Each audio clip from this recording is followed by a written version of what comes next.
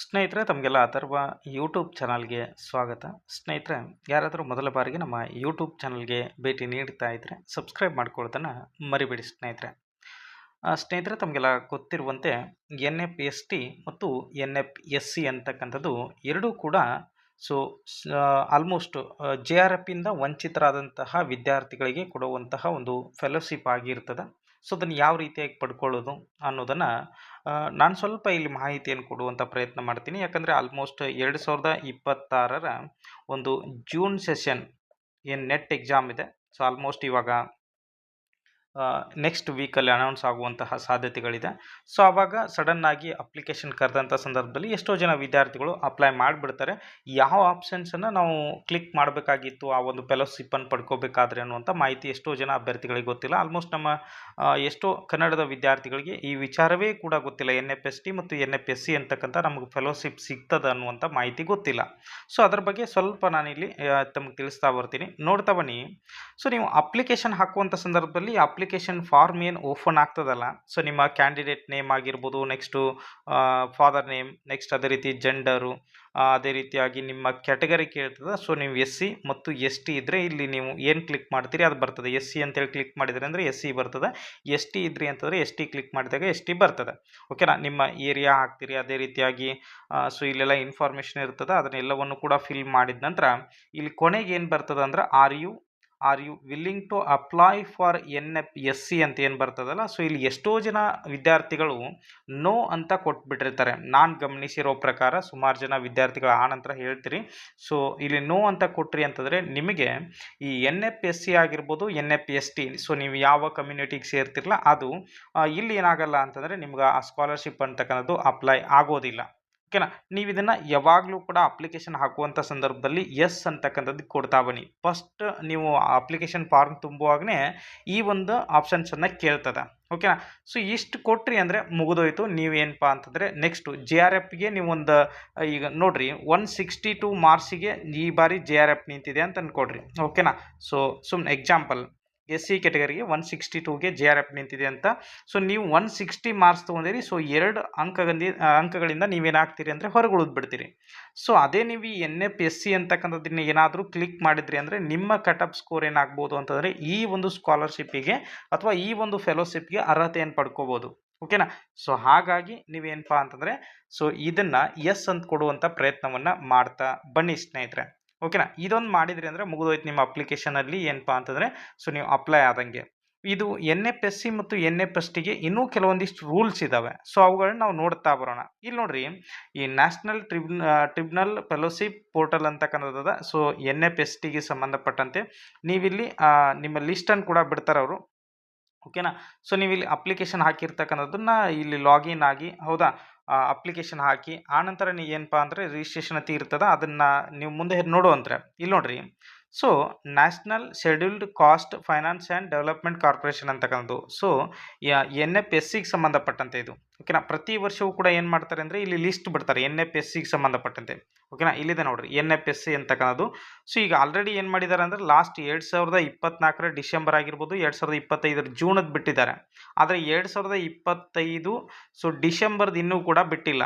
So ಈಗೇನು last net exam ಆಗಿದೆ ಅದರ ರಿಸಲ್ಟ್ ಅನೌನ್ಸ್ ಆಗಿ ಸೊ ಎಲ್ಲವೂ ಕೂಡ ಗೊತ್ತಾಗ್ಬಿಟ್ಟಿದೆ. ಯಾರು ನೆಟ್ ಕ್ವಾಲಿಫೈ ಆಗಿದ್ದಾರೆ, ಯಾರು JRF ಕ್ವಾಲಿಫೈ, ಎಲ್ಲವೂ ಕೂಡ ಗೊತ್ತಾಗಿದೆ.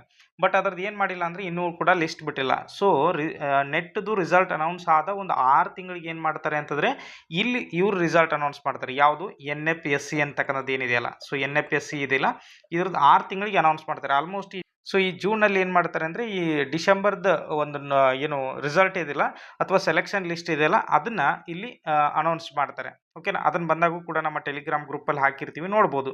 ಎಲ್ಲ ಲಿಸ್ಟ್ಗಳು ಕೂಡ ಇಲ್ಲಿದ್ದಾವೆ ನೋಡಿ ಸ್ನೇಹಿತರೆ. ಓಕೆನಾ. ಲಾಸ್ಟ್ ಎಲ್ಲಿಗೆ ಬಂದು ನಿಂತಿದೆ ಅಂದರೆ ಲಾಸ್ಟ್ 2025ರ ಜೂನ್ವರೆಗೂ ಕೂಡ ಇವಾಗ ಲಿಸ್ಟ್ ಬಿಟ್ಟಿದ್ದಾರೆ. ಡಿಸೆಂಬರ್ದನ್ನ ಆಲ್ಮೋಸ್ಟ್ ಈ ಜೂನ್ ಅಷ್ಟರಲ್ಲಿ ಬಿಡ್ತಾರೆ. ನೆಕ್ಸ್ಟು ಈ NFSC ಅಂತಕ್ಕಂಥದ್ದು ಯಾವ ರೀತಿಯಾಗಿ ಅಪ್ಲೈ ಆಗ್ತದೆ, ಸೊ ಇದು ವೆರಿ ವೆರಿ ಇಂಪಾರ್ಟೆಂಟ್ ಸ್ನೇಹಿತರೆ. ಹೌದಾ. ಸೊ ಈ ಫೆಲೋಶಿಪ್ಪನ್ನು ಯಾವ ರೀತಿ ಕನ್ಸಿಡರ್ ಮಾಡ್ತಾರೆ ಅಂದರೆ ಯಾರು ಸೊ ಆಲ್ರೆಡಿ PhDಯನ್ನು ಪರ್ಸೂಯಿಂಗ್ ಇರ್ತಾರಲ್ಲ. ಓಕೆನಾ. ಸೊ ಯಾರು ಆಲ್ರೆಡಿ ಇಲ್ಲಿದೆ ನೋಡ್ರಿ, fellowship shall be award to candidate for pursuing regular and full time MPhil and PhD course. So ಎಷ್ಟೋ ಜನ ಈ ರಿಸಲ್ಟ್ ಬಿಟ್ಟ ಮೇಲೆ ಕೇಳ್ತಿರ್ತೀರಿ, ನಂದು ಯಾಕೆ NFSCಗೆ ಸೆಲೆಕ್ಷನ್ ಆಗಿಲ್ಲ, ಅದೇ ರೀತಿ NFSTಗೆ ಸೆಲೆಕ್ಷನ್ ಆಗಿಲ್ಲ ಅಂತಂದರೆ, ಸೊ ಇದೇ ಒಂದು ಕಾರಣಕ್ಕೆ ನೀವು PhDಯನ್ನು ಮಾಡ್ತಾ ಇರೋದಿಲ್ಲ. ಸೊ ಯಾರು PhD ಮಾಡ್ತಾ ಇರ್ತಾರೆ ಅವ್ರು ಅಲ್ಲಿ ಕೇಳ್ತಾರೆ ನಿಮ್ಮ ಅಪ್ಲಿಕೇಶನ್ ಹಾಕುವಂಥ ಸಂದರ್ಭದಲ್ಲಿ, so are you pursuing in PhD ಅಂತೇಳಿ ಅಥವಾ PhD ಕಂಪ್ಲೀಟ್ ಆಗಿದ್ದಾನ ಅಂತೇಳಿ ಬರ್ತದೆ. ನೀವಲ್ಲಿ ಪರ್ಸೂಯಿಂಗ್ ಅಂತ ಹಾಕಿದ್ರಿ ಅಂತಂದರೆ, ಸೊ ನಿಮಗೆ ಏನಾಗ್ತದೆ ಅಂದರೆ ಈ PhD ಒಂದು ಫೆಲೋಶಿಪ್ ಅಂತಕ್ಕಂಥದ್ದು ಸಿಗ್ತದೆ. ಓಕೆನಾ. ಯಾರು ಪರ್ಸೂಯಿಂಗ್ ಇರಂಗಿಲ್ಲ ಅವ್ರಿಗೆ ಆಲ್ಮೋಸ್ಟ್ ಏನಾಗ್ತದೆ ಅಂದರೆ ಈ ಫೆಲೋಶಿಪ್ ಅಂತಕ್ಕನ್ನೋದು ಮಿಸ್ ಆಗ್ತದೆ ಸ್ನೇಹಿತರೆ.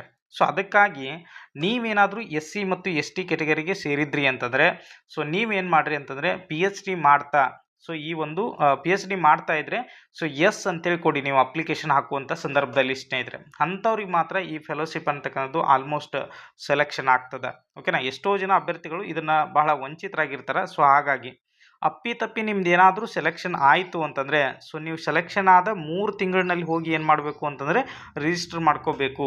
ಓಕೆನಾ. ಸೊ ಇಲ್ಲಿ ಕೊಟ್ಟಿದ್ದಾರೆ ಅವರು.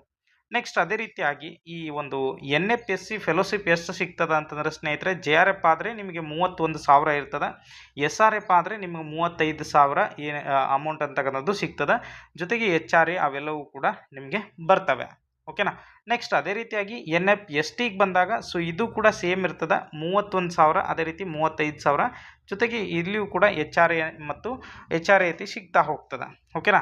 ಸೊ ನೆಕ್ಸ್ಟ್ ಅದೇ ರೀತಿಯಾಗಿ ಇನ್ನು JRF ಕ್ಯಾಂಡಿಡೇಟಿಗೆ ಎಷ್ಟು ಸಿಗ್ತದೆ ಅಂದರೆ ಅಮೌಂಟು 37,000 ಏನಪ್ಪ ಅಂದರೆ ಫರ್ ಮಂತ್ ಇರ್ತದೆ. ಜೊತೆಗೆ HRA ಕೂಡ so per month for the first 2 year plus house rent allowance also ಏನಪ್ಪ ಅಂತಂದ್ರೆ ಇಲ್ಲಿ ಬರ್ತದೆ.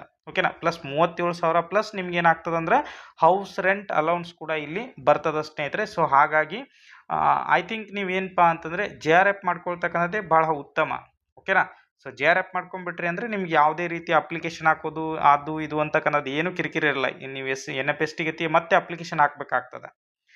ಓಕೆನಾ. ಅಪ್ಪಿತಪ್ಪಿ ನಿಮ್ದು ಏನಪ್ಪ ಅಂದರೆ ಇದು JRF ಮುಗಿದ ತಕ್ಷಣ 3 ವರ್ಷ ಆದಮೇಲೆ after 2 years the fellowship upgrade so ಏನಾಗ್ತದೆ ಅಂದ್ರೆ ಸೀನಿಯರ್ ರಿಸರ್ಚ್ ಫೆಲೋಶಿಪ್ ಅಂತಕ್ಕಂಥದ್ದು ಆಗ್ತದೆ, SRF ಅಂತಕ್ಕಂಥದ್ದು. ಇದು 42,000 ಪರ್ ಮಂತ್ ಸಿಗ್ತದೆ 3 ಇಯರ್ಸ್.